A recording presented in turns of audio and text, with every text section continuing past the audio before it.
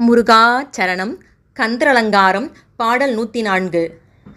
செம்கேழடுத்த சினவடி வேலும் திருமுகமும் பங்கே நிறைத்தனல் பன்னிரு தோளும் பதுமமலர் கொங்கே தரலும் சொரியும் செங்கோடை குமரன் என எங்கே நினைப்பினும் அங்கே என் முன் வந்து எதிர் நிற்பனி.